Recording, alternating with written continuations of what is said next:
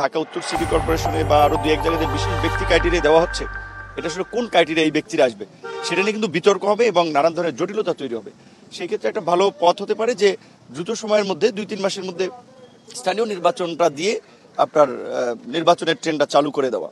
Plus হচ্ছে আমরা ইতিমধ্যেই দেখতে পাচ্ছি যে স্বরাষ্ট্র এবং কৃষি, স্বরাষ্ট্র একটা গুরুত্বপূর্ণ মিনিস্ট্রি, কৃষি আর একটা গুরুত্বপূর্ণ মিনিস্ট্রি, দুটো মিনিস্ট্রি একজনকে দেওয়া হয়েছে, স্বরাষ্ট্র কোনোটাই ফাংশন করছে না। এমনকি আমরা স্বাস্থ্য মন্ত্রণালয় দেখেছি, এলজিআরডি মন্ত্রণালয়ের মতো গুরুত্বপূর্ণ মন্ত্রণালয়, এগুলো একটা অভিজ্ঞ লোকের সমন্বয়ে উপদেষ্টা পরিষদ পুনর্গঠন করা দরকার। এখন সরকার আগামী ডিসেম্বরে ইলেকশন দিবে নাকি আরও 7 মাস পরে ইলেকশন দিবে, প্লাস মাইনাস 7 মাস লাগবে, সেই সময়ের ব্যাপারে আমরা তাদের প্রতি একমত আছি, আমরা সময় লাগলে দিব। কিন্তু আমরা মনে করছি যে এই গত 6 মাসের এই সরকারের পারফরমেন্সে এই উপদেষ্টা পরিষদ কার্যত দেশ পরিচালনা এবং দেশে স্থিতিশীলতা আনয়নে ব্যর্থ হচ্ছে। আপনি দেখেছেন কয়েকদিন আগে যুক্তরাজ্যর থেকে রিপোর্ট দেওয়া হয়েছে যে বাংলাদেশে ডিপ্লোম্যাটিক গ্যাদারিংয়ে কিংবা পাবলিক প্রসেশনে সন্ত্রাসী হামলা হতে পারে।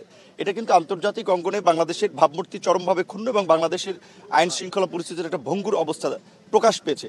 এটা যদি চলতে থাকে তাহলে তো বিদেশিরা বাংলাদেশ নিয়ে আরও আতঙ্কিত হবে।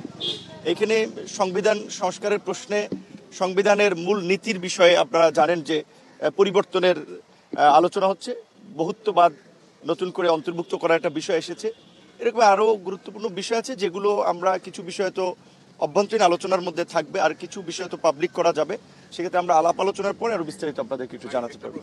সংস্কার কমিশন যে প্রস্তাবনাগুলো দিয়েছে আমাদের সেখানে দেখেছে আমরা খুব বেশি দ্বিমতের জায়গা নাই, আর সংস্কারটা প্রয়োজন। বাংলাদেশের 53 বছরের মধ্যে আমরা একটা সুযোগ পেয়েছি, এই সুযোগকে আমরা হারাতে চাই না। সরকারের দুর্বলতা নিয়ে আমরা সমালোচনা করছি, সরকারের বিরুদ্ধে কথা বলছি, তার মানে এটা না যে এই সরকারকে আমরা কালকেই বিদায় দিয়ে আমরা রাতারাতি সবকিছু যারা নির্বাচিত সরকার আসবে তাদের দিয়ে আমরা পরিবর্তন করবো, সেটা সম্ভব না। বাংলাদেশের গত 53 বছরের ইতিহাসে আমরা দেখেছি রাজনৈতিক সরকারগুলো ক্ষমতায় যাওয়ার আগে অনেক ভালো ভালো কথা বলে, অনেক প্রস্তাবের পক্ষে থাকে, বাট ক্ষমতায় গেলে দেখা যায় তাদের সেই পজিশনটা থাকে না। সেই ক্ষেত্রে আমরা মনে করি এই জুলাই গণ অভ্যুত্থানে হাজারো মানুষের প্রাণ দানের বিনিময়ে অসংখ্য মানুষের রক্ত এবং সংগ্রামের মাধ্যমে যে পরিবর্তন এসেছে, সেই পরিবর্তনকে ধরে রাখার জন্য এই অন্তর্বর্তীকালীন সরকারের মাধ্যমেই কার্যকর সংস্কারটা নিশ্চিত করতে হবে। সেক্ষেত্রে সংস্কার এবং নির্বাচন প্যারালাল চলবে। সংস্কারের একটা অংশই আমি মনে করি যে বাংলাদেশের এই যে কর্তৃত্ববাদী শাসন ব্যবস্থা ছিল সেটার উত্তরণে গণতন্ত্রের প্রাতিষ্ঠানিক রূপদান এবং গণতান্ত্রিক ব্যবস্থা যাওয়া, এটাও একটা সংস্কারের অংশ। সেক্ষেত্রে সংস্কার এবং নির্বাচন প্যারালাল চলবে।